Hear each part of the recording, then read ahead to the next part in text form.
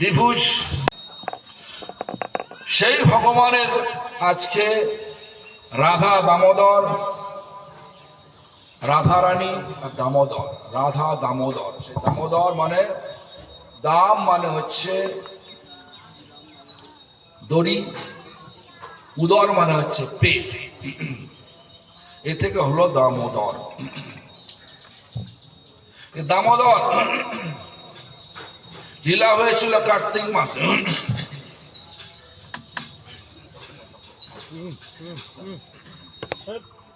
বাবা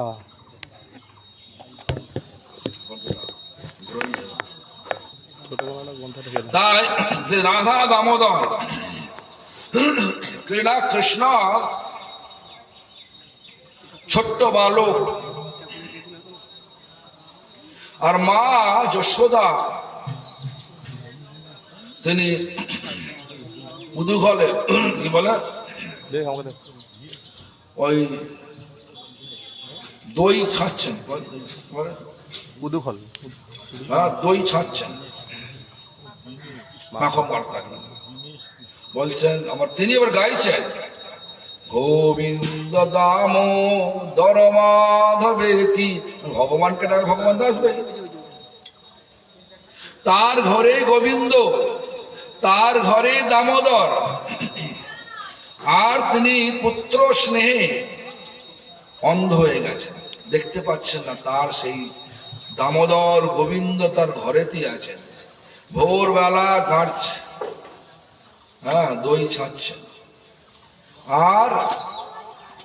আর ভোরবেলা ভগবান কৃষ্ণ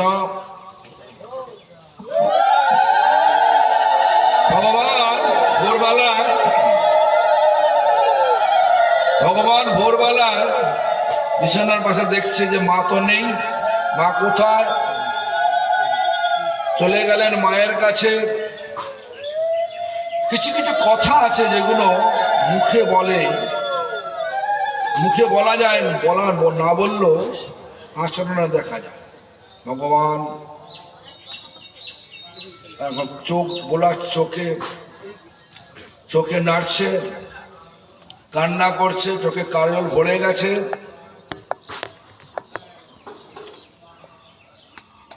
আর মায়ের কাঁচলটা ধরে টানছে, কেন? খিদে পেতে খেতে দাও। মা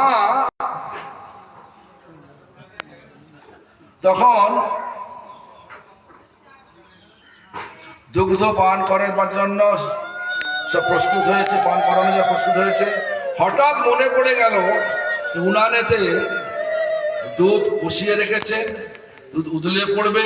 উদলে জানেন তো, উদলে মানে দুধের মাছটা উদলে পড়বেন। সেজন্য সেই ভগবানকে রেখে দুধ সামাল দিতে চলে গেল, দুধ রক্ষা করার জন্য চলে গেল। তখন সেই ভগবান, তার মনে হলো আমার থেকে তোমার দুধটা আগে হলো। যশোদা কি বললেন? এই আমার পুত্রের সেবার জন্য রক্ষা করতে হবে, চলে গেলেন। ভগবান আবার অন্য ভাব নিয়ে একটা লীলা করবেন, তো লীলার জন্য এরম হচ্ছে। তো যাই হোক, তখন কি হলো, মা চলে গেছে দেখে সব দইয়ের ভাঁড়গুলো ভেঙে দিল, সমস্ত মেঝেতে দই ভরে গেল। তারপরে ভগবান বিচার করলেন, তো মা বকবে আমাকে, মা বকবে ভেবে এবার দৌড়ে চলে গেলেন, নিজেকে লুকিয়ে বেড়াতে লাগলেন।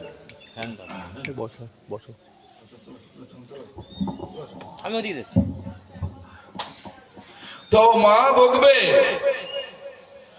দেখো সমগ্র ব্রহ্মাণ্ডকে যিনি নিয়ন্ত্রণ করেন, সে বাৎসল্য রসের ভক্ত যশোদার কাছে ছোট্ট ছেলের মতো ব্যবহার করছে।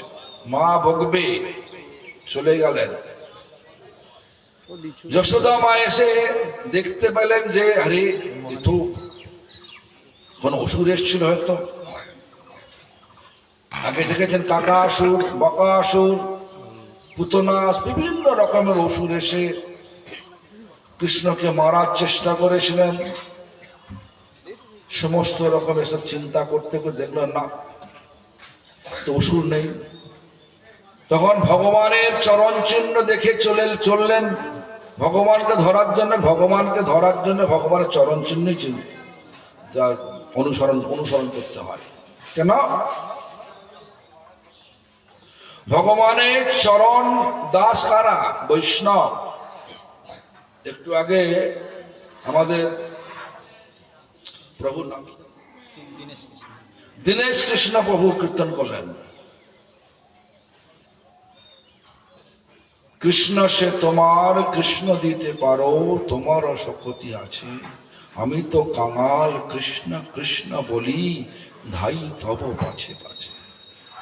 তাই মা যশোদা ভগবানের চরণ অনুসরণ করতে করতে ভগবানকে যখন পেলেন, ভগবান এখন দৌড়াচ্ছেন। আর মা যশোদা রাজরানী, তিনি কোনো বাধা মানলেন না। রাম ভগবান চলে গেলেন রাজ পথে চলে গেলেন। রাজপথে রাজরানীদের যাওয়া নিষেধ, কিন্তু ভক্ত যশোদা কোনো কিছু মানলেন না, ছুটছেন। আর যখন খামার বাড়িতে প্রবেশ করেছেন, বাতাসে মানে ঝাওয়াতে গাছের পাতাগুলো এরকম দুলছে। জীব গোস্বামীপাদ গোপাল চন্দ্র লিখছেন, ভগবানকে ধরা যায় না, গাছগুলো বলছে ভগবানকে ধরা যায় না যতক্ষণ না উনি নিজে ধরা দেন। আর ভগবান তাকেই ধরা দেন যার অত্যন্ত প্রয়াস থাকে, তাকে ধরবার প্রয়াস থাকে। মা যশোদা অত্যন্ত প্রয়াস দেখিয়ে ভগবানকে ধরলেন, বলে যখন বাঁধবেন চেষ্টা করছেন তখন বাঁধতে পারছেন না, 2 আঙুল কম পড়ছে। কেন? উদুখলে নিয়ে উদুখলে নিয়ে বাঁধার চেষ্টা করছেন। অনেক ঘটনা আছে ভেতরে, অনেক বক্তাও রয়েছে, এই জন্য বেশিরভাগ ভেতরে ঢুকবো না। তো 2 আঙুল কম পড়ছে কেন? বলছে ভক্তের কৃপা আর ভগবানের কৃপা যখন এক না হবে। কৃপা মানে কি? যখন করে প্রচেষ্টা করে যখন ভগবানকে সন্তুষ্ট করা যায়, তখন ভগবান কৃপা করে। তাই যশোদা যতবারই দড়ি দিয়ে বাঁধছেন, 2 আঙুল কম পড়ছে, আবার দড়ি জোর করছেন, আবার 2 আঙুল কম পড়ছে, আবার দড়ি, তার কোমরটি বড় হয়ে গেছে নাকি? বড় হয় না। ভগবান তার মায়ার প্রভাবে প্রভাবিত করে তার 2 আঙুল কম দেখাচ্ছেন। কেন? তোমরা চেষ্টা করো, তোমরা কৃপা পাবে, আর আমার কৃপা পেলেই তোমরা তো বাঁধতে পারবে। আমরা সবসময় চেষ্টা করি ভগবানকে হৃদয়ে বাঁধবার জন্য। তো আজকের এই দিলীপ সাহা তথা দীননাথ প্রভু ও স্বপ্না সাহা, তাদের গৃহে তাদের 3 কন্যার এবং কন্যাদের প্রতিবন্ধের একান্ত আগ্রহে আজ ভগবান কৃপাপূর্বক এই মন্দিরে, ভগবান রাধা দামোদর এই মন্দিরে আজকে প্রতিষ্ঠিত হবে। আগে এদের হৃদয় মন্দিরে প্রতিষ্ঠিত হয়েছেন, এখন বাহ্যে মন্দিরে এসে প্রতিষ্ঠিত হবেন। তাই আজকে সেই জন্য অনুষ্ঠান হচ্ছে। আর যখন দামোদর হলো কি, দুঃখ হলে যখন বাঁধলো, যখন ভগবান যখন দেখলেন যে মা ঘর্মাক্ত হয়ে গেছে, তখন মাকে ধরা দিলেন, বাঁধতে দিলেন, বাঁধতে দিলেন। এই জন্য হলো দাম উদর, মানে পেটটাকে দড়ি দিয়ে বাঁধা হয়েছিল বলে ভগবানের নাম হলো দামোদর। সে রাধা দামোদর এখানে স্থাপিত। তো অনেকে ভাববেন যেখানে যেতে এত পয়সা খরচা করে লাভটা কি হলো, তো ভাবছো, তোমরা ভাবছো নাকি? ভাবছো না? আর বাবাও ফালতু আমাদের যে জায়গাটা দিয়ে দিল মন্দিরকে, এটা ভাবছো নাকি? বেকার নয়, এটা পরমার্থ। পরমার্থ দেখা যায় না, কিন্তু অনুভব হয়। যে অর্থ দেখা যায় না, কিন্তু নিত্যকাল আমাদেরকে ভগবানের ধামে নিয়ে যেতে সাহায্য করে। ভগবানের ধামটা কি না, ভগবানের ধামটা হচ্ছে চির আনন্দময়, চির প্রেমময় ধাম, যেটা আমরা জন্ম থেকে খুঁজছি। চির আনন্দময়, চির প্রেমময় ধাম, সকলকে যেতে হবে, ওখানেই যেতে হবে। ভগবান বলছেন, যেমন আছে না ঘুড়ির ল্যাটাই আছে না, ল্যাটাইতে ঘুড়িটা উড়ছে, আকাশে উঠছে, যে ঘুড়ি ওড়াচ্ছে সেটা দেখছে আমার তো ল্যাটাই তো আমার কাছে, ল্যাটাই যখন যখন টেনে নেবো ঘুড়িকে তখন টেনে নিয়ে আসবো। তো আমরা সেই ভগবানের তৈরি ঘুড়ি, ভগবানের সুতরূপ মানে ভক্তিরূপ সুতো ভগবানের সঙ্গে জোড়া আছে, কিন্তু ভক্তিটা প্রকাশ পাচ্ছে না আমাদের। এই ভক্তিটাকে প্রকাশিত করার জন্য এই মন্দির করা হয়, গ্রামে গ্রামে, শহরে শহরে, বাড়িতে বাড়িতে মন্দির করা হয়। মন্দির মানে মনকে দৃঢ় করতে হবে। কোথায়? মনকে ভগবানের সেবায়, ভগবানের লীলায়, ভগবানের রূপে, ভগবানের গুণে মনটাকে দৃঢ় করতে হবে, একদম প্রতিষ্ঠা করে ফেলতে হবে। তবে হবে যথার্থ মন্দির স্থাপনের সার্থকতা। তাই আজকে আমাদের এই সেই মন্দিরে স্থাপন করা হবে। আর সেই রাধা দামোদরের ঘটনা বললাম, তখন মাতা যশোদা মানে মা যশোদাকে ভগবান বাঁধতে দিয়েছিলেন, সেই কোমর পেটেতে উদুখলেতে দড়ি দিয়ে বেঁধেছিলেন, সেই জন্য হলো দামোদর। আর বাঁধলেন কেন? নারদমণি নলকুবের মুনিগ্রীবকে অভিশাপ দিয়েছিলেন।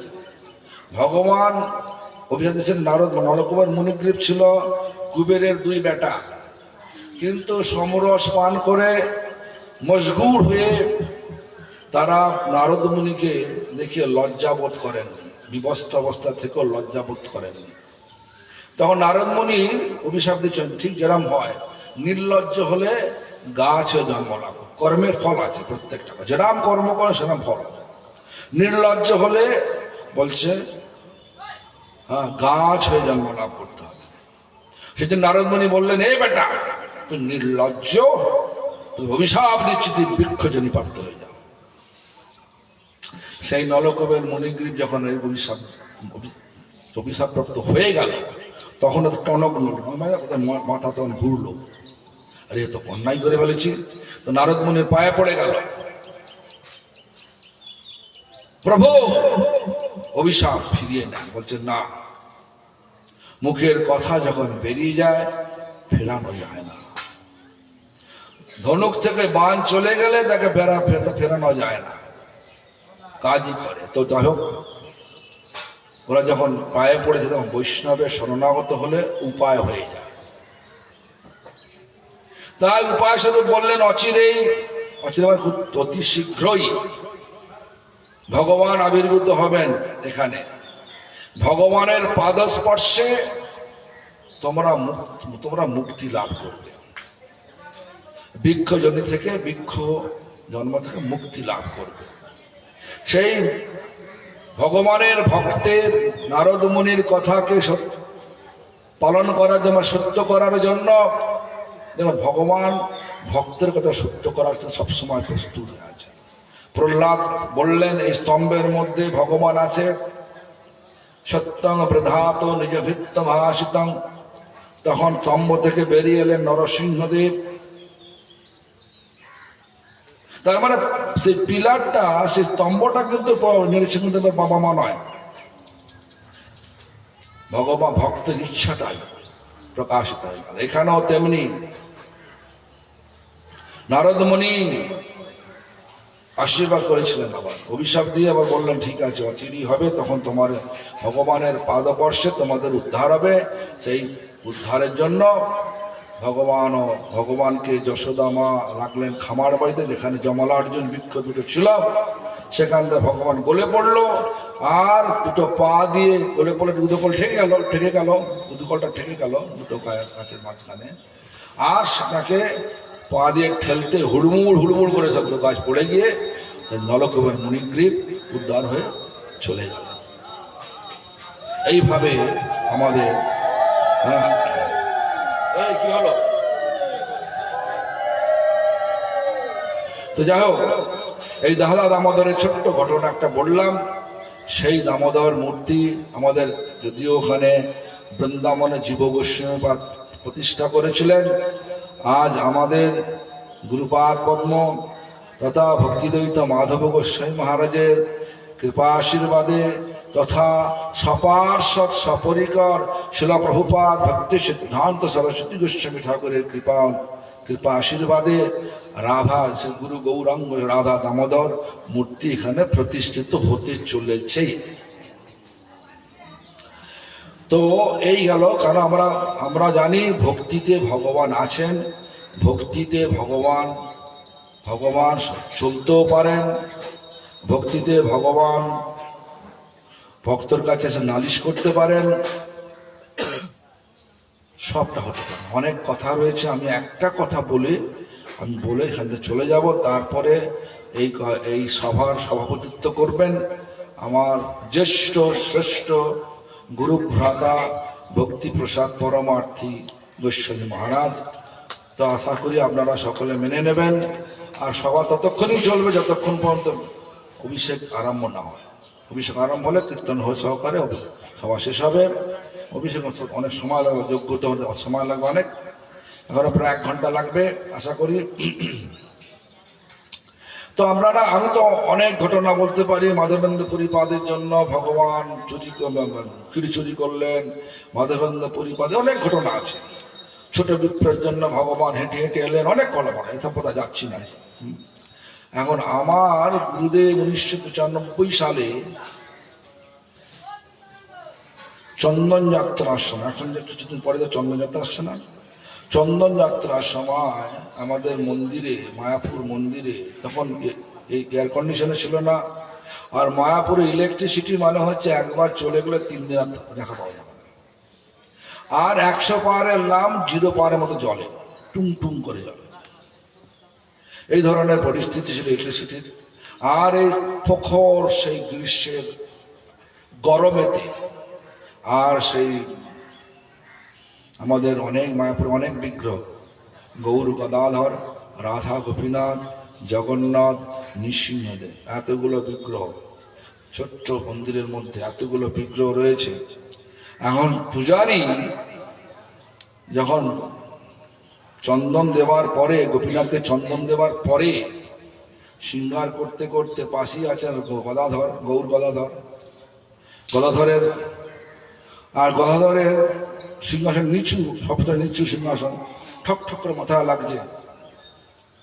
তো পূজারী বিরক্ত হয়ে বাঁ হাতের কনুই দিয়ে গদাধরকে ঠেলে দিয়েছিলেন অশ্রদ্ধা সহকারে। আর গুরুদেব তখন ছিলেন আমাদের মায়াপুর মন্দিরেতে তার ভজন কুটিরে বসে। তখন গুরুদেব তো 97 বছর বয়স, 97 ইয়ার ওল্ড, 97 বছর বয়স। হয় তিনি বসে আছেন পড়ছেন, আর না হলে তিনি নাম করছেন, এই 3টে। তো যাই হোক, হঠাৎ সেই গদাধর যে নিম কাষ্ঠের তৈরি গদাধর,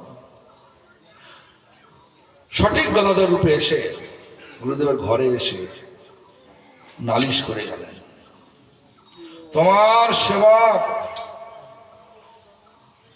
আমাকে অশ্রদ্ধা সহকারে বাঁ হাতের কনুই দিয়ে ধাক্কা দিয়েছে। গুরুদেব সঙ্গে সঙ্গে গুরুদেব একদম তীক্ষ্ণ হয়ে গেলেন, মানে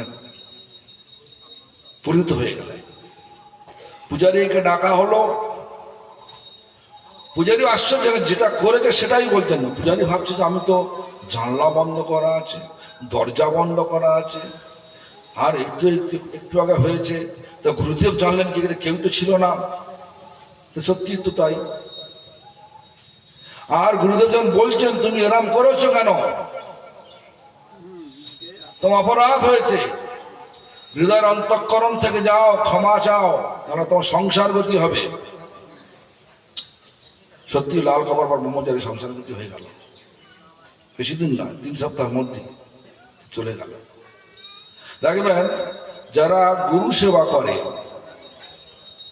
যারা বিগ্রহ সেবা করে, তাদের মনে থাকে বেশিরভাগ তারা থাকতে পারে না মাঠে, বেশিরভাগ। কেন? গুরু নরমতি, গুরুতে যে নরবুদ্ধি হয়ে যায়, তাহলে নরকে তাকে যেতেই হবে, নরবুদ্ধি নরকে যেতে হবে। আর বিগ্রহে পাথর বুদ্ধি হয়, অর্চে বিষ্ণুর শিলাধি গুরু নরমতি বৈষ্ণবে জাতি বুদ্ধি, শ্রী বিষ্ণুর নামে সকল কলুষয় শব্দ সামান্য বুদ্ধি, চরণামৃত অম্বুপদের 5টা বিষয়কে ভালো করে আমাদেরকে বুঝতে হবে। এটা চিন্ময়, এরা সবাই চিন্ময়, এটা আমাদের মতো প্রকৃত জগতের নয়। যখনই প্রকৃত বলে মনে করি, তখন আমাদের সকলেরই তখন আর ভক্তি আর থাকে না, দৃঢ় ভক্তি থাকে না, ভাষা ভাষা ভক্তি এসে যায়। ভাষা ভাষা ভক্তি নিয়ে মঠে বাস করা যায় না। লোক ঠকানোর মতো থাকা যায় মঠে মঠে, কিন্তু মঠবাসের যে উপযুক্ত যে মঠবাসের মনোভাব, সেটা থাকে না। তো যাই হোক, বেশিরভাগ আমি দেখি যারা গুরু সেবা করেছে আর যারা বিগ্রহ সেবা অর্চনাদি করে, খুব কমই তারা থাকতে পারে মঠের মধ্যে। বাকি সবাইকে চলে যেতে হয়। কেন? ওই সব বুদ্ধি এসে যায়, কোনো গন্ডগোলের বুদ্ধি এসে যায়। তো যাই হোক, সেই জন্য গুরুদেব বললেন তোমার সংসার গতি হয়ে যাবে। বিগ্রহকে তুমি পুতুল ভাবছো, বাঁ হাতে তুমি ধক্কা মারলে। তো যাই হোক, পূজারী তো জানি না কি হলো না হলো, গিয়ে ক্ষমা চাইলো কি না চাইলো, পূজারী দণ্ডবোধ করে নিশ্চয়ই করেছে, গুরুদেবের কথা মেনেছে, কিন্তু হৃদয় অন্তঃকরণ তো করে না হয়তো। তো যাই হোক, আমি তো আবার জিজ্ঞাসা করলাম গুরুদেবকে, আপনি জানলেন কি করে? এই তো এখানে হয়েছে। তো গুরুদেব বললেন, বাবা তোমরা তো ভাবছেন বৃদ্ধ জড়াতুর। গদাধর এসে আমাকে বলে গেল, নালিশ করে গেল, আমি জানবো কি করে? আমি তো কিছু জানি না, আমি তো বিছানায় শুয়ে আছি, মানে বসে আছি, গ্রন্থ করছি, নয় তো হরিনাম করছি, নয় শয়নে আছি, 3টে কাজ আমার। গদাধর সাক্ষাৎ এসে বললেন, তার বিগ্রহ যে সাক্ষাৎ আছেন, কখন থাকেন? ভক্তি থাকেন। ভক্তি যখন আমাদের ভক্তি সহকারে যদি করি, ভক্তি আমার একটা সায়েন্স, বিজ্ঞান। যেমন শ্রীমদ ভাগবতের চতুশ্লোকীতে সেখানে পরিষ্কার ভগবান ব্রহ্মাকে বললেন, জ্ঞানং পরম গুহ্যং মে যদ বিজ্ঞান সমন্বিতম, যদ বিজ্ঞান সমন্বিতম। তোমাকে আমি গুচ্ছতম জ্ঞান দিতে যাচ্ছি। ব্রহ্মাকে বলতেন ভগবান, কৃষ্ণ বলছেন ব্রহ্মাকে, যেটা সম্পূর্ণ বিজ্ঞান সম্মত, স্বরহস্যং, যেখানে আমার সমস্ত জন্ম রহস্য, লীলা রহস্য লুকায়িত আছে, সব লুকিয়ে আছে ওখানে।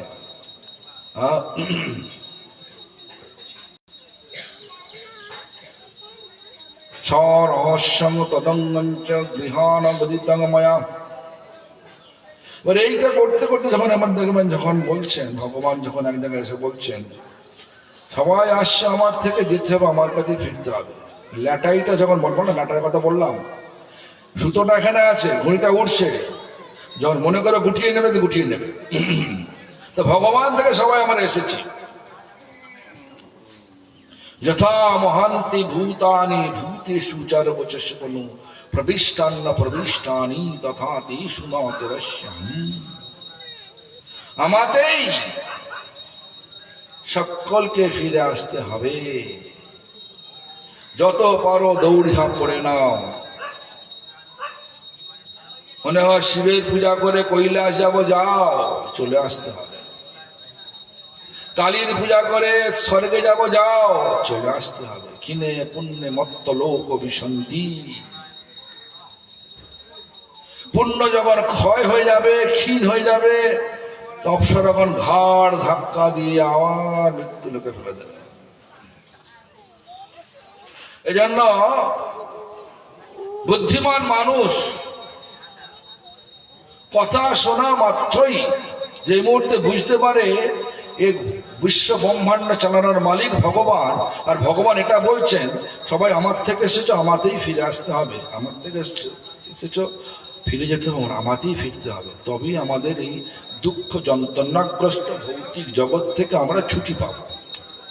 নাহলে কর্ম অনুযায়ী বিভিন্ন শরীর পেয়ে এই দুঃখ যন্ত্রণাগ্রস্ত সংসারে সর্বক্ষণ দুঃখ ভোগ করতে হবে, যন্ত্রণা ভোগ করতে হবে, এটা আছেই। এই যে মাখানে জামাই বসে আছে, আমি স্কুলের টিচার নাকি, জানি না কিসের টিচার, জানি না কিসের টিচার গো, ভূগোল জিওগ্রাফি, জিওগ্রাফি অনার্স করেছো নাকি? তাই না? আর আবার তুমি কি করো? হ্যাঁ, বাড়িতে থাকো, হাউস ওয়াইফ থাকো। তা আমরা ভাবতে যাই আমরা সব শিক্ষিত লোক, জিওগ্রাফিতে অনার্স করেছি, এই কি সব বোকা বোকা লোক সব কি বলছে, সব বেকার সব। বেকার নয় রে বাবা, যেটা বাস্তবটা তো মানতে হবে। বাস্তবটা হচ্ছে একটা বইটাও তৈরি করেছেন একটা প্রোডাক্ট কোম্পানি নাকি, এই চশমাটাও করেছে একটা প্রোডাক্ট কোম্পানি করেছে। সমগ্র জগৎটা চলছে একটা কোম্পানি আছে, সে কোম্পানির মালিক হচ্ছে ভগবান কৃষ্ণ। এই কোম্পানির আন্ডারে আমরা সবাই আছি। আর যদি কোম্পানির মালিকের কথা না মানেন তাহলে কি হবে? আর যদি মানেন তাহলে পদোন্নতি হবে, যদি না মানেন তাহলে পদচ্যুত হবে। এখন মানুষ আছেন কর্ম অনুযায়ী পরে কি হতে হবে, গাছ যেমন হলকুবের মণিপুর গাছ হলো। আবার সাহসিক বানাসুরের ছেলে সাহসিক, সে গর্ধব হয়ে হলো, ধনুকাসুর হলো। কেন? গন্ধমাদন পর্বতের গুফায় দুর্বাসা ঋষি তপস্যা করছেন, আর সেই গন্ধমাদন পর্বতে ওখানে সাহসিক বানাসুরের ছেলে, বানাসুরকে না কৃষ্ণের নাতি অনিরুদ্ধের শ্বশুর হচ্ছে বানাসুর, অনিরুদ্ধের স্ত্রী হচ্ছে উষা, উষার বাবা হচ্ছে বানাসুর। তো যাই হোক, সেটা কথা পরে থাক। তো সেই বানাসুরের ছেলে সাহসী কতগুলো মহিলাকে নিয়ে গন্ধমাদমে গিয়ে সেই মহিলাকে ভোগ করছে। সেখানে দাপাতাপিতে শব্দ হলো, শব্দেতে দুর্বাসা ঋষির ধ্যান ভেঙে গেল। আর দুর্বাসা ঋষি কি করে? ধ্যান ভেঙে গেলে রাগ করে না, আনন্দ করে? কোনটা? কেউ ধ্যান ভাঙিয়ে দিলে কি হয়? দুর্বাসার কি হয়? রাগ হয় না আনন্দ হয়? কোনটা? রাগে কি করে? অভিশাপ দেয় না আশীর্বাদ দেয়? অভিশাপ দিলে, এই বেটা তুই গর্ধবের মতো কার্য করছিস, তুই গর্ধব হয়ে যা। সেই সাহসী হয়ে গেল ধনুকাসুর। জয়সা করম তয়সা, সেরাম কর্ম করবেন সেরাম ধরনের জন্ম হবেই হবে। তাই কর্ম অনুযায়ী জন্ম নিতে হবে। এখন মানুষ পদচ্যুত হয়ে মানুষ থেকে হয়ে গেল গাধা হলাম, তার পদোন্নতি হলো না পদচ্যুত হলো? কোনটা হলো বলো? পদোন্নতি হলো মানে পদের উন্নতি হলো না চ্যুত হলাম? কোনটা? উন্নতি হইল? গাধা হলো উন্নতি হয় নাকি? পদচ্যুত হয়ে গেল। মানুষ থেকে বৃক্ষজনী পদচ্যুত হলো, মানুষ থেকে মশা হলাম, মাছি হলাম, কীট পতঙ্গ হলাম, পদচ্যুত হলো। কেন? মানুষ জন্মে আমাদের পরমার্থ করা যায়, এছাড়া অন্য কোনো জন্মে পরমার্থ হয় না, ভগবান আরাধনা হয় না। তাই আমাদেরকে সবসময় ভাবতে হবে, ফিরতে হবে, ঘরে ফিরতে হবে। কোথায়? ঘর কোথায়? এই সমস্ত হোটেল, আমি নিউ ইয়র্ক টাইম স্কোয়ারে প্রভুপাদের 150তম উৎসবে সকল জনগণের সামনে বলছি, হাজার হাজার লোক আছে। টাইম স্কোয়ারে তো মানে হাজার হাজার লোক বলছে, this is our hotel, there check in and check out. এটা হচ্ছে হোটেলের মতো, এখানে আসবে, এন্ট্রি হবে, যাবে, এন্ট্রি হবে। আমাদের এখানে এন্ট্রি কি আছে? আমরা মাতৃগর্ভে চেক ইন হই, চেক আউট হয় শ্মশানে। এই জন্ম আমাদের হচ্ছে, এইভাবে জন্ম হচ্ছে, মৃত্যু হচ্ছে, জন্ম হচ্ছে, মৃত্যু হচ্ছে। এটা কেউ আমাদের একটা নিজস্ব বাড়ি নয়। সব ভাড়া বাড়িতে আছি, হোটেলে আছি, যেরাম কর্ম করো ততদিন থাকবো। এমন এমন কর্ম করতে হবে আমার নিজের বাড়ি যেতে হবে। এই জগতে সব কটা বাড়ি হোটেলের মতো। সে নিজের বাড়ি কোথায়? নরোত্তম ঠাকুর পরিষ্কার জানালেন, শ্রী গুরু চরণ পদ্ম কেবল ভক্তি সদম। এটা অর্থ কি? শ্রী মানে রাধারানী।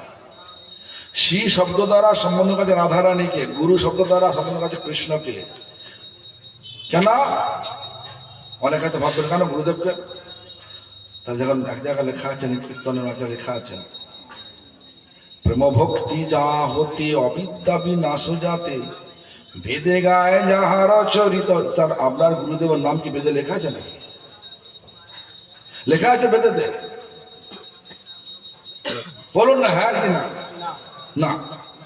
তো এখানে নরোত্তম ঠাকুর এটাই বলতে চেয়েছেন, রাধা গোবিন্দের চরণ, রাধা কৃষ্ণের চরণ পদ্ম কেবল মানে একমাত্র ভক্তির গৃহ।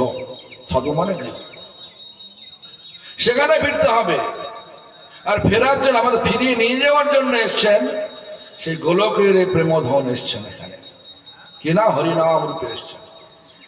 আবার এটাকে পূর্তি করার জন্য ছিল কৃষ্ণদাস কবিরাজ গোস্বামী পরিষ্কার জানালেন, কি বললেন?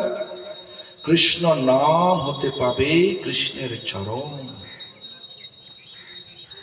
কৃষ্ণ নাম। আমার যেমন চৈতন্য মহাপ্রভু যখন গয়াতে গিয়ে ঈশ্বরপুরীকে দীক্ষা নিলেন, তখন বলছেন, কিবা মন্ত্র দিলা গোসাই, কিবা তার বল, জপিতে জপিতে আমায় করিল পাগল। কোন মন্ত্র? তার সেটাকে পরিষ্কার করার জন্য পরের লাইনটা লিখলেন, কৃষ্ণ নাম মহামন্ত্রের এই তো স্বভাব। কৃষ্ণ নাম করলেই আমরা সেই কৃষ্ণ পাদ পদে পৌঁছাতে পারব। কৃষ্ণ নামের ফল কি? সমস্ত কলমশ দূর হয়ে যাবে। মানে লাভ, পূজা, প্রতিষ্ঠা, জীবিকা, কুটিনাটি যেগুলো হৃদয়তে ভরে আছে সেগুলো পরিষ্কার হয়ে যাবে। আর পরিষ্কার হলে ভগবান সেখানে প্রকাশিত হবে। তাই মন্দির করা হয়েছে আমাদের মুখটা ভগবানতে ঘোরানো। এখন মুখটা কোথায় আছে? মায়াতে আছে। এই নাম করতে করতে করতে করতে যত আমাদের লাভ, পূজা, প্রতিষ্ঠা, জীবিকা, কুটিনাটি সব যাবে, তত আমাদের মুখটা, আমাদের যে পরিচয়, আমাদের এটা হচ্ছে পরমাত্মা, এটা জীবাত্মা। জীবাত্মার মুখ আছে মায়াতে। পরমাত্মা সকলকে দেখতে পাচ্ছেন, জীবাত্মা কি করছে না করছে। এটা ঘুরবে, ঘুরতে ঘুরতে ঘুরতে ভগবত দর্শন হবে। তবেই হবে আমাদের জীবনের সার্থকতা, মনুষ্য জীবনের সার্থকতা। এই মনুষ্য জীবনের সার্থকতা করার জন্যেই মনটাকে দৃঢ় করতে, ভগবানেতে মনটাকে দৃঢ় করার জন্যেই আজ এখানে মন্দির প্রতিষ্ঠা করা হচ্ছে, বিগ্রহ প্রতিষ্ঠা করা হচ্ছে। এখন আপনারা সকলে এই মন্দিরে আসবেন, সামর্থ্য নিয়ে সেবা করবেন। যদি ঘরে সেবা করার মতো আপনাদের ব্যবস্থা না থাকে, এখানে অর্থ দিয়ে, দ্রব্য দিয়ে, মন দিয়ে, মানে কায় মন বাক্য দিয়ে সেবা করলেই আস্তে আস্তে ধীরে ধীরে সে সেবার ফল পাবেন। সেবার ফল কি না? নিজের বাড়িতে ফিরে যাওয়া, back home, back to Godhead. এটা হচ্ছে গৌড়ীয় মঠের আসল বার্তা। ফিরে চলো কোথায়? ভগবানের পাদপদ্মে। তাই আমি এখানেই কথার বিশ্রাম দিলাম। অনেক বক্তা রয়েছে, আর আমাদের পরমার্থী মহারাজ আমার জ্যেষ্ঠ। আমি যেহেতু আগে বসে পড়েছি, সেহেতু আমার দাম্ভিকতা পরমার্থী মহারাজ নিশ্চয়ই নেবে না। তো আমি কথা বলে এখন ওখানে যাচ্ছি। ওখানে অভিষেক করতে হবে একটুখানি। আমাদের প্রদ্যুন্নবাবু চলে যাবে এখন অভিষেক করার জন্য। তো এখন যারা আছে তারাই বলবে। তা এখানে চলুন। হরে কৃষ্ণ। এখন এই সভা সভাপতিত্ব পদ অলঙ্কৃত করবেন এই ঝলিনে ভক্তি প্রসাদ পরমার্থী গোস্বামী মহারাজ। হরে কৃষ্ণ। মহারাজ মাইকটা দাও, ওই মহারাজ মাইকটা দাও।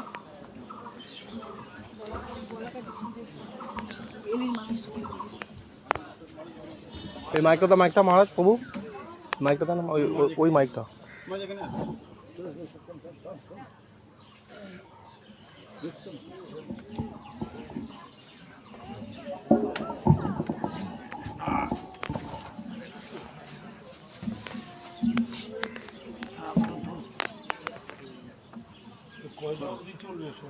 যতক্ষণ না চলুন না, ভোগ উঠে গেলে ভোগ উঠে যাবে আরে কখন এখনো 1.5 ঘন্টা, হ্যাঁ 1.5 ঘন্টা, 1 ঘন্টা 1 ঘন্টা 1.5 ঘন্টা। কটা 12:30 বাজে, 1:30, 12:30 বাজে এখন।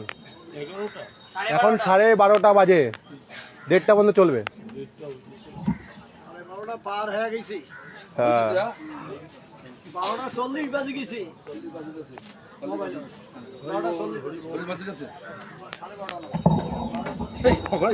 জুতো এখানে হরে কৃষ্ণ, হরি বল।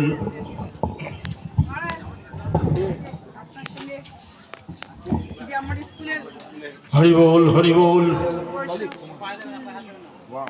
জয় সবরিকর শ্রী শ্রী গুরু গৌরাঙ্গ গান্ধর্বিকা গোবিন্দ সুন্দর রাধা গোপীনাথ কি জয়।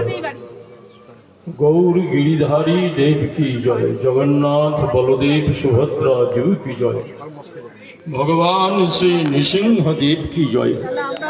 ওম বিষ্ণুপাদ অষ্টোত্তর শতশ্রী পরমহংস পরিব্রাজকাচার্য বর্য নিত্যলীলা প্রবিষ্ট শিল ভক্তিরক্ষক শ্রীধর দেব গোস্বামী শিল গুরু মহারাজ কি জয়।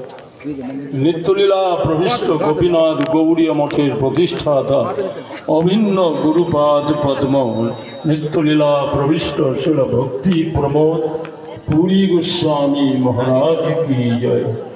নিত্যলীলা প্রবিষ্ট শিল ভক্তি প্রজ্ঞান কেশব গোস্বামী মহারাজ কি জয়। নিত্যলীলা প্রবিষ্ট শিল ভক্তি দৈব মাধব গোস্বামী মহারাজ কি জয়। নিত্যলীলা প্রবিষ্ট জগৎগুরু জগতের যতমত ততপ তপসিদ্ধান্ত রাশি সুসিদ্ধান্ত ঝঞ্ঝাবাতি খণ্ড বিখণ্ডকারী যুগধর্মীয় ধুরন্ধর আচার্য কেশরী শিল ভক্তি সিদ্ধান্ত সরস্বতী ঠাকুর গোস্বামী প্রভুপাদ কি জয়। পরমহংস গুরু চূড়ামণি শিল গৌর কিশোর দাস বাবাজি মহারাজ কি জয়। সপ্তম গোস্বামী নবদ্বীপ ধাম প্রকাশ সচ্চিদানন্দ ভক্তি বিনোদ ঠাকুর কি জয়। সার্বভৌম বৈষ্ণব জগন্নাথ দাস বাবাজি মহারাজ কি জয়। গুরুবান গুরু বর্গ কি জয়। নবদ্বীপ ধাম কি জয়। সচিনন্দন গৌর হরি কি জয়। লক্ষ্মী প্রিয়া বিষ্ণু প্রিয়া গৌর হরি কি জয়। গৌর হরি কি জয়।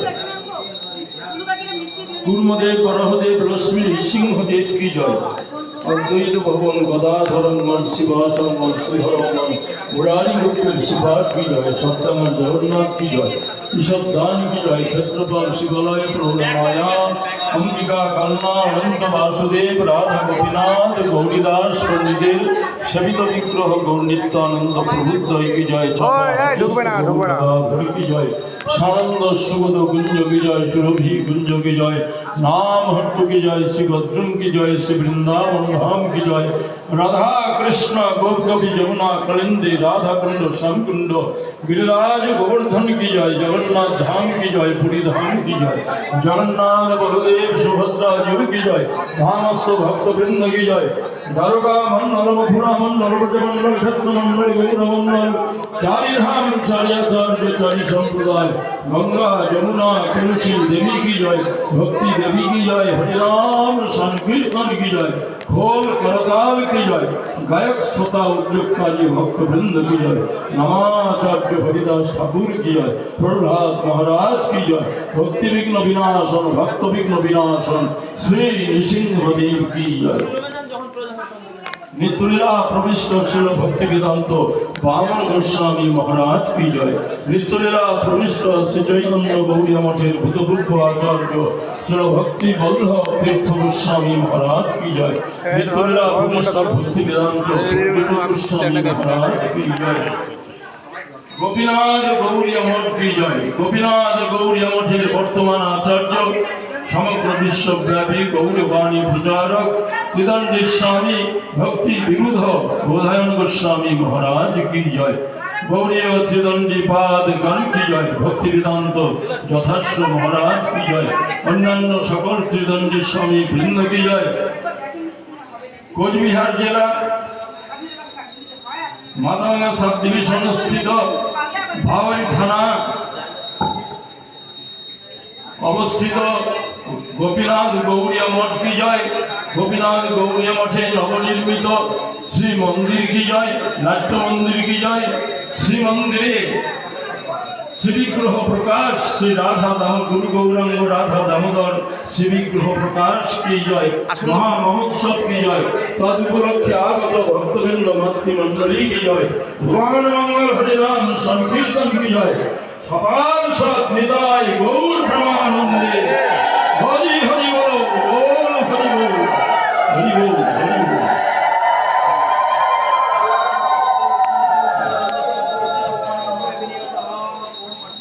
দেবং দিব্যতমং সুছন্দ বদনং ভালার্ঘ্যচৈলাঞ্চিতং চন্দ্রানন্দপুরং সদৈকবরণং বৈরাগ্য বিদ্যামৃতিং শ্রী সিদ্ধান্ত নিধি সুভক্তিরচিতং সারস্বতাম্বরম বন্দে ত্বং শুভদমীশরণং ব্যাসীশ্বরম শ্রীধরম।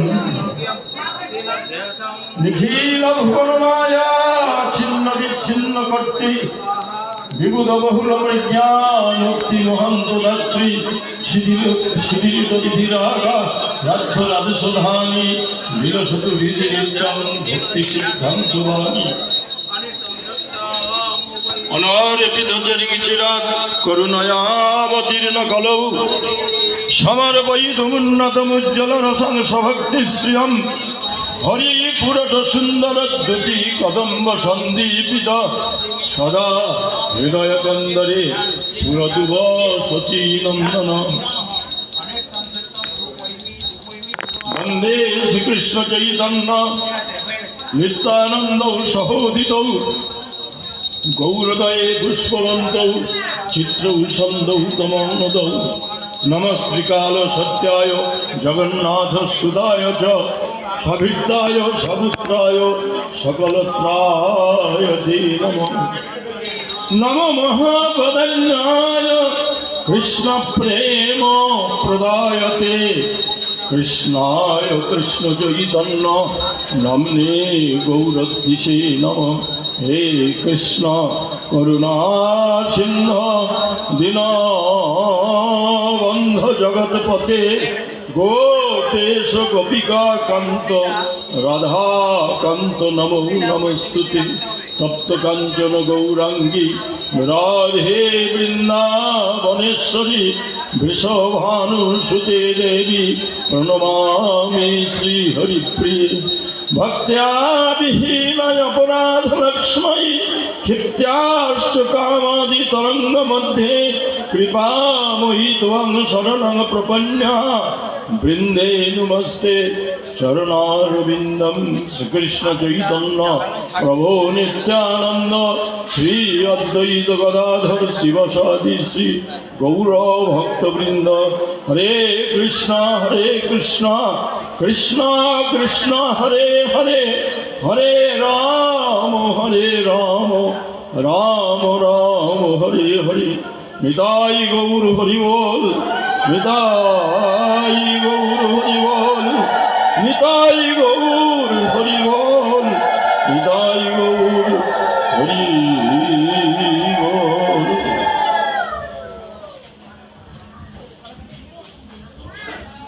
পরম আরাধ্যতম শ্রী শ্রী গুরুপাদ পদ্ম, যিনি তার ঈশ্বরদেবের অপ্রকট কালেতে গৌরীয় জগতের চরম লালসাময়ী গীতি শিরূপ মঞ্জুরি পদ সম্পদ কীর্তন করে তাঁর অর্থাৎ ছিল প্রভুপাদের অশেষ আশিস ভাজন হয়েছিলেন সেই সর্বশাস্ত্র সিদ্ধান্তবিদ অস্মদীয় গুরুপাদ পদ্ম নিত্যলীলা প্রবিষ্ট সর্বশাস্ত্র সিদ্ধান্তবিদ ভক্তিরক্ষক শ্রীধরদেব গোস্বামী মহারাজের রাতুল চরণে অনন্ত কত্যার্ভুত দণ্ডবত প্রণাম জ্ঞাপন করি। দণ্ডবত প্রণাম জ্ঞাপন করি আমার অভিন্ন গুরুপাদ পদ্ম, আমার বেশ ও প্রদাতা, ত্রিনাদবি সুনিচন শ্লোকের মূর্ত বিগ্রহ, গোপীনাথ গৌড়িয়া মঠের প্রতিষ্ঠাতা, নিত্যলীলা প্রবিষ্ট ছিল ভক্তি প্রমোদ পুরী গোস্বামী মহারাজের কঠিন্দু শীতল চরণে অনন্ত অনন্ত কর্চার্যুত দণ্ডবত প্রণাম জ্ঞাপন করি আমার পরম গুরুপাদ পদ্ম, সমগ্র বিশ্বব্যাপী গৌড়ীয় মঠের প্রতিষ্ঠাতা, শুদ্ধ ভক্তি মন্দাকিনী ধারার পুনঃপ্রবাহকারী, ভক্তি সিদ্ধান্ত সরস্বতী ঠাকুর গোস্বামী প্রভুপাদের অশোক অভয় অমৃত আধার চরণ কমলে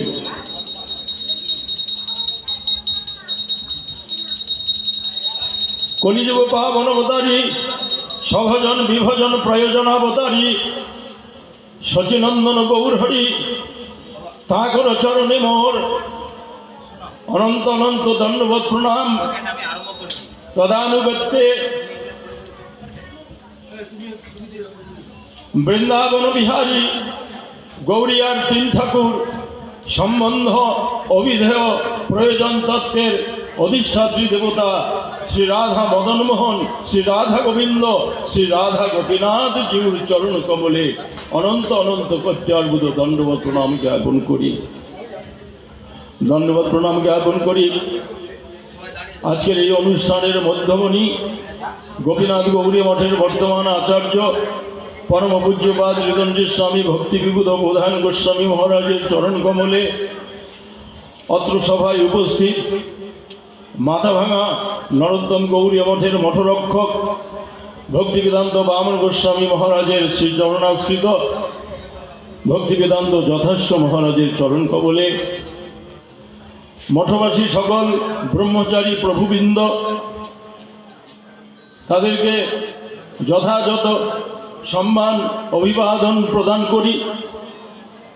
হরিকথা শ্রবণিচ্ছু, হরিকথা শ্রবণ পিপাসু শ্রোতৃমণ্ডলী মাতৃমণ্ডলী সকলকে যথাযথ সম্মান অভিবাদন প্রদান পূর্বক শ্রীল মহারাজের আদেশ পালনের জন্য আমি কিছু সময়ের জন্য আপনাদের সেবা করবার সৌভাগ্য লাভ করেছি। খুব সুন্দর ভাওয়ের থানা, কোচবিহার জেলা, মাথাভাঙা সাব ডিভিশন অন্তর্গত ভাওয়ের থানায়। এর আগে আমি বার তিনেক এসেছি, মহারাজই নিয়ে এসেছিলেন দুবার। হরে কৃষ্ণ। প্রথমবার এসেছিলাম তখন এখানকার তদানীন্তন যে মালিক ছিল ডিলার মহাশয়, নামটা ভুলে গিয়েছি, তিনি প্রকট ছিলেন। তারপরে একবার এসেছিলাম, তখন উনি দেহ রেখেছিলেন। তারপরে একবার এসেছিলাম, আর এই আজকে এসেছি। আমার পূর্বাশ্রম, আপনারা যাকে জন্মস্থান বলে জানেন। হরে কৃষ্ণ। এই মা, কি কথা বলো?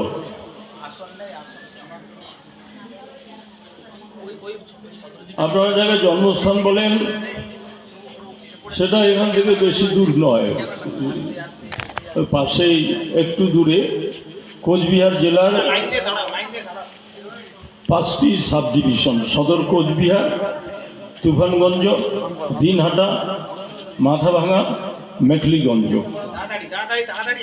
Dinhata sub division. তো খুব ছোটবেলায়, হ্যাঁ, কোচবিহার জেলার রূপকার আমাদের মহারাজ ছিলেন নৃপেন্দ্র নারায়ণ ভূপ বাহাদুর। আমরা দেখিনি, আমরা কোচবিহারের ইতিহাসে পড়েছি, প্রবীণ ব্যক্তিদের কাছে শুনেছি। কোচবিহারের মহারাজ তিনি অত্যন্ত প্রজাদরদী ছিলেন। বীর চিলারায় আমাদের এই কোচবিহার রাজবংশেরই মহাবীর। আমাদের কোচবিহারের মহারাজ তিনি আসাম প্রদেশে, ভৌগোলিক সম্পর্কে আমাদের জ্ঞান থাকা দরকার, ইতিহাস সম্পর্কে আমাদের জ্ঞান থাকা দরকার। আজকে ভাওয়ার থানায় মন্দির কেন প্রতিষ্ঠা হয়েছে? আসাম প্রদেশে ব্রাহ্মণ্যবাদ, মনকল্পিত হিন্দু ধর্ম এমনভাবে বেড়ে গিয়েছিল, তখন আসাম প্রদেশে একজন বৈষ্ণব আবির্ভূত হয়েছিলেন। আপনারা অনেকেই জানবেন, তিনি ছিলেন শঙ্করদেব। আসামবাসীরা তারা বলে শঙ্করদেব। আর এই শঙ্করদেবের খুব যোগ্য উত্তরসূরি কাছের শিষ্য ছিল মাধবদেব। শঙ্করদেব, মাধবদেব। এই শঙ্করদেব যখন আসামে আবির্ভূত হয়ে ব্রাহ্মণ্যবাদ এবং মনকল্পিত ধর্মের বিরুদ্ধে অসম লড়াই সংগ্রাম শুরু করেন, তখন ব্রাহ্মণেরা এই শঙ্করদেবকে পুড়িয়ে মারবার জন্য, প্রাণে হত্যা করবার জন্য তারা ভীষণ ষড়যন্ত্র রচনা করে।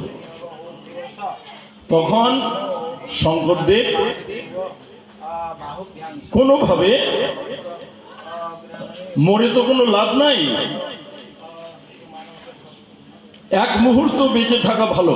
যদি এক মুহূর্তের মধ্যে আমরা উল্লেখযোগ্য কিছু আত্মকল্যাণের, জগৎবাসীর মঙ্গলের জন্য কিছু করতে পারি, এক মুহূর্ত বেঁচে থাকা ভালো।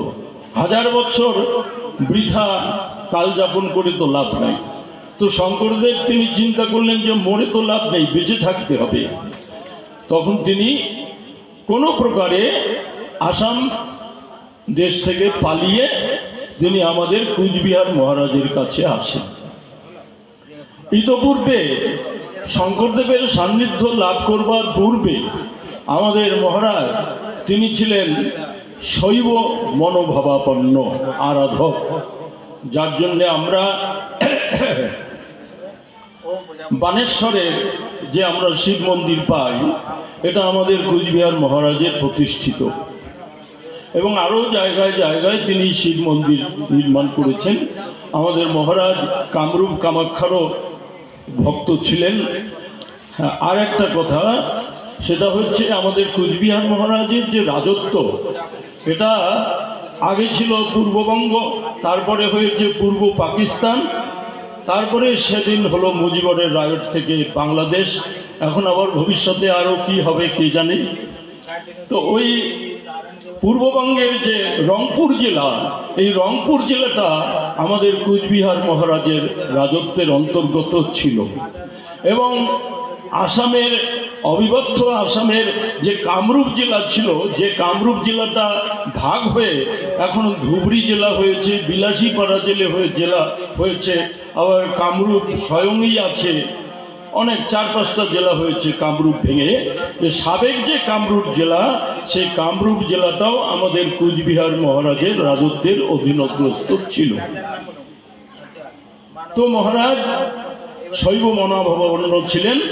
কোচবিহার মহারাজের শঙ্করদেবের সান্নিধ্য লাভ করবার পর শঙ্করদেবের দ্বারায় আমাদের মহারাজের মন ভগবান কৃষ্ণেতে পরিবর্তিত হয়, এবং তার থেকে আমাদের মহারাজ কোচবিহার সদরে রাধা মদন মোহন নয়, মদনমোহন, কারণ শঙ্করদেবের যে বৈষ্ণব ধর্ম তাতে তিনি কৃষ্ণ বলরামের উপাসনার কথা বলেছেন, রাধা কৃষ্ণের উপাসনার কথা বলেন নাই। রাধারানী পরে স্থাপিত হয় কোচবিহারে, তো মদনমোহন স্থাপন করেন। তারপরে দিনহাটা সাব ডিভিশনে তুফানগঞ্জেও মহারাজের প্রতিষ্ঠিত রাধা মদনমোহন আছে, মাথাভাঙাতেও আছে, আমাদের কুচবিহার মেখলিগঞ্জ সাব ডিভিশনেও মহারাজের প্রতিষ্ঠিত রাধা মদনমোহন আছেন।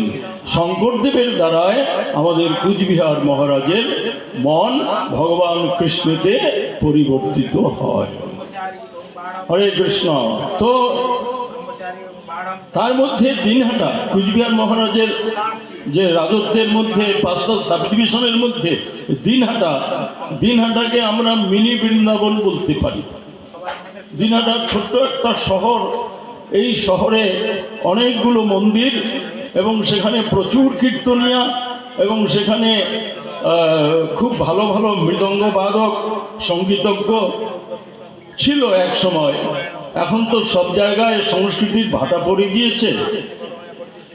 যাই হোক, তো তখন ওই ছোটবেলায় ওই দিনহাটায় থাকতে আমরা এই সব এলাকায়, এই শীতলকুচি, ডাকঘরা, তারপরে সীতাই, বড় মরিচা, এই সমস্ত জায়গায় আমরা গান করে বেরিয়েছি।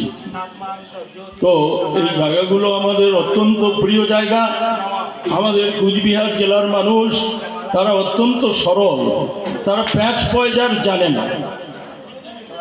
কুচবিহার জেলার মানুষ সরল, তারা প্যাঁচ পয়জার জানে না।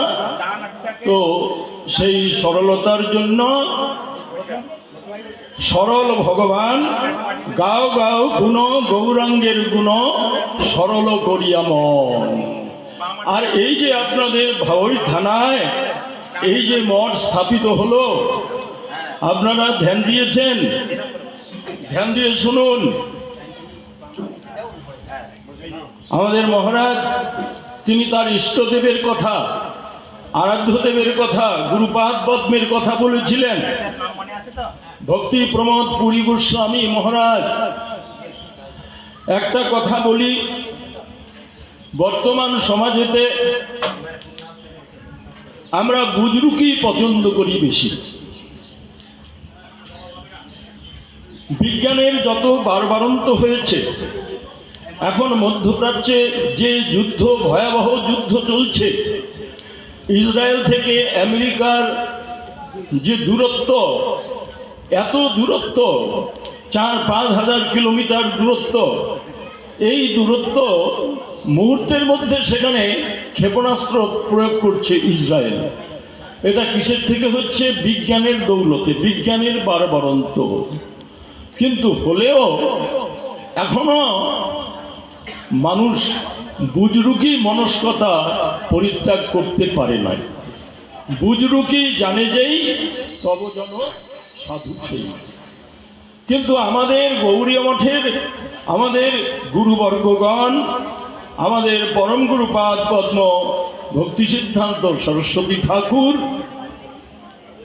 ভক্তিবিনোদ ঠাকুর, জগন্নাথ দাস বাবাজি মহারাজ, গৌরকিশোর দাস বাবাজি মহারাজ, তারা কোনো বুজরুকিকে প্রশ্রয় দিতেন না। বিভূতি দেখানোকে তাহারা প্রশ্রয় দিতেন না। বিভূতি সিদ্ধি কৃষ্ণ ভক্তের থাকে, কিন্তু কৃষ্ণ ভক্ত তাদের সেই বিভূতি, তাদের সাধনলব্ধ যে প্রভাব, এটা তারা প্রকাশ করে না। এক সময় মায়াপুরে, হরে কৃষ্ণ ধ্যান দিন, এক সময় মায়াপুরে প্রচন্ড বন্যা হয়েছিল, ভীষণ বন্যা, প্রলয়ঙ্কারী বন্যা হয়েছিল। তখন যোগপীঠে অনেক জল, চারিদিকে শুধু জল। তখন ছিল প্রভুপাদ ভক্তি সিদ্ধান্ত সরস্বতী ঠাকুর মনে মনে কল্পনা করলেন যে এত জল, মহাপ্রভুর সেবার কি সামগ্রী আছে নেই? আছে, একটু মহাপ্রভুকে পরমান্ন ভোগ দেওয়ার ইচ্ছা, কিন্তু দুধ পাবো কোথায়? দুধ ছাড়া তো মহাপ্রভুর পরমান্ন হবে না। এরকম ছিল প্রভুপাদ মনে মনে চিন্তা করেছেন মহাপ্রভুকে একটু ক্ষীর ভোগ দেওয়ার কথা। হরে কৃষ্ণ, ধ্যান দিন। কিছুক্ষণ পরে এই যে বন্যা, এই যে অথই জল, সেই জলের মধ্যে বড় বজরা নৌকো, সেই নৌকো বোঝায় চাল, ডাল, ঘি, তেল, মশলা, আটা, ময়দা, দুধ, ছানা, দধি সব নিয়ে এসে জমিদারের লোক নৌকো করে নিয়ে এসে হাজির। প্রভুপাদকে বলছে জমিদার বাবু পাঠিয়েছেন আপনাকে দেওয়ার জন্য। তখন ছিল প্রভুপাদ মহাপ্রভুর কাছে ক্ষমা চাইছেন, হে মহাপ্রভু, আমি আপনাকে কষ্ট দিলাম। হরে কৃষ্ণ, ধ্যান দিন। আমি আপনাকে কষ্ট দিলাম, আপনাকে প্রেরণা দিতে হয়েছে ওই জমিদারের অন্তরে। মহাপ্রভু, আপনাকে প্রেরণা দিতে হয়েছে জমিদারের অন্তরে। আপনার প্রেরণায় জমিদার সেবার এই সামগ্রী পাঠিয়েছে। এই যে প্রেরণা দিয়েছে মহাপ্রভু জমিদারের অন্তরে, তার জন্য ছিল প্রভুপাদ মহাপ্রভুর কাছে ক্ষমা প্রার্থনা করছেন। আমাদের গুরুবর্গগণ তারা কখনো সিদ্ধি প্রদর্শনকে প্রশ্রয় দেয় নাই, বুজরুকি প্রশ্রয় দেয় নয়। আর এখানে যে মঠ স্থাপিত হলো, কি মঠ স্থাপিত হয়েছে? গোপীনাথ গৌরীয় মঠ। এই যে গোপীনাথ গৌরীয় মঠ, এটার এই মঠের প্রতিষ্ঠাতাকে, সেটা একটা ব্যাপার। এই মঠের প্রতিষ্ঠাতা, হরে কৃষ্ণ, ধ্যান দিন, এই কলিযুগে, বর্তমান যুগে এমন সাধক, এমন বৈষ্ণব, ভগবানের সঙ্গে এমন সম্পর্ক, যেমন সনাতন গোস্বামীর কাছে রাধা মদন মোহন একটু লবণ চেয়েছিল। লবণ, এই শুকনো রুটি দাও, চিবিয়ে খেতে পারি না, একটু লবণ তো দিতে পারো রে বাবা, আমি জলে চটকিয়ে লবণ দিয়ে চটকিয়ে খাবো। সনাতন গোস্বামী বলছে পারবো না আমি লবণ ঠবণ আনতে, নিজেরটা নিজে জুগিয়ে নাও। তাহলে ভক্ত আমাদের বুদ্ধি ভোতা, আমাদের হৃদয়ের শুকনো পাথর কাষ্ঠ কথা আমাদের হৃদয় অন্তরকে স্পর্শ করতে পারে না। ভক্ত ভগবানের সম্পর্কটা এইরকম।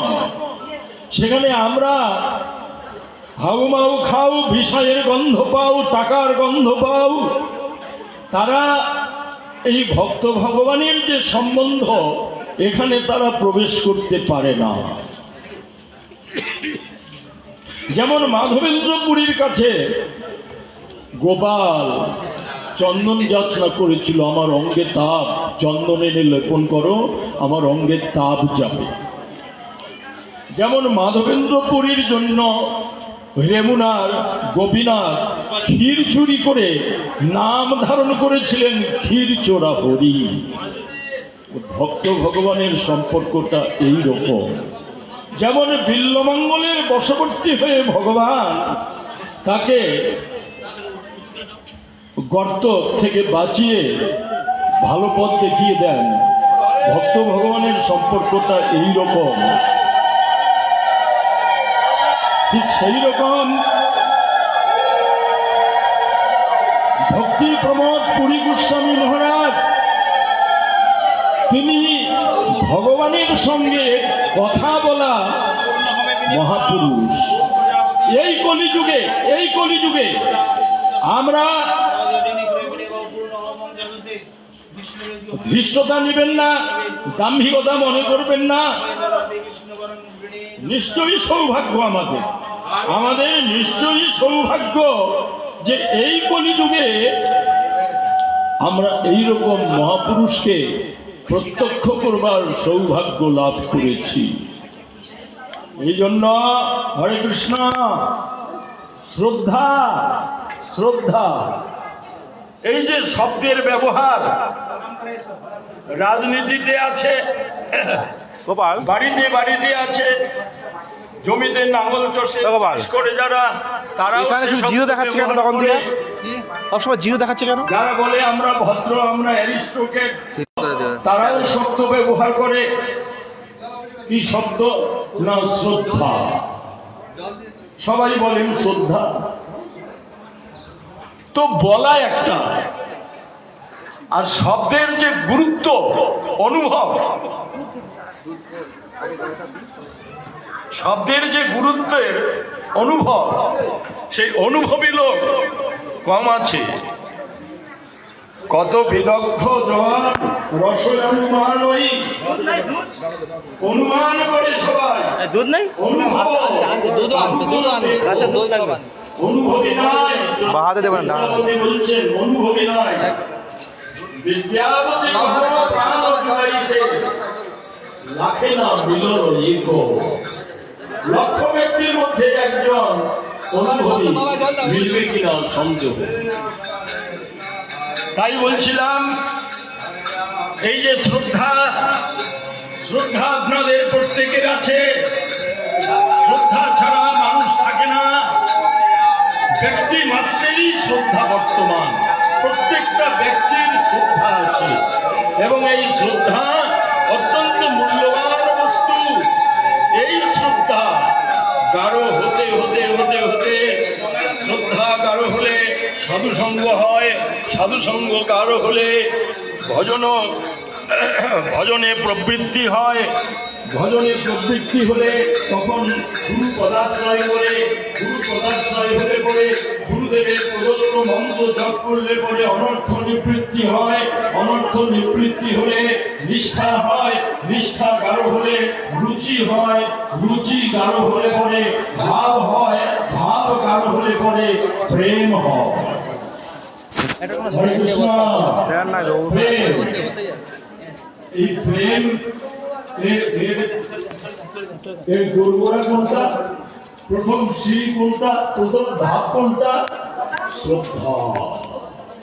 খুব মূল্যবান বস্তু, আমাদের প্রত্যেকের শ্রদ্ধা আছে, কিন্তু আমরা এই মূল্যবান শ্রদ্ধাটাকে ভুলভাবে প্রয়োগ করছি। কেউ এই শ্রদ্ধার দ্বারায় নানা দেব দেবীর যাজন করছে, কেউ এই শ্রদ্ধার দ্বারায় ভূত প্রেত পিশাচ দানব দত্তের আরাধনা করছেন, কেউ এই শ্রদ্ধার দ্বারায় নিরাকার নির্বিশেষ ভগবানের আরাধনা করছে, কেউ এই মহামূল্যবান শ্রদ্ধার দ্বারায় অন্তরে পরমাত্মার অধিষ্ঠিত, পরমাত্মা অদৃষ্ট প্রমাণ পরমাত্মার আরাধনা করছে। আমরা যদি শ্রীমদ্ ভগবত গীতা এবং পুরাণ সূর্য, শ্রীমদ্ ভাগবতের শিক্ষা, চৈতন্য মহাপ্রভুর শিক্ষায়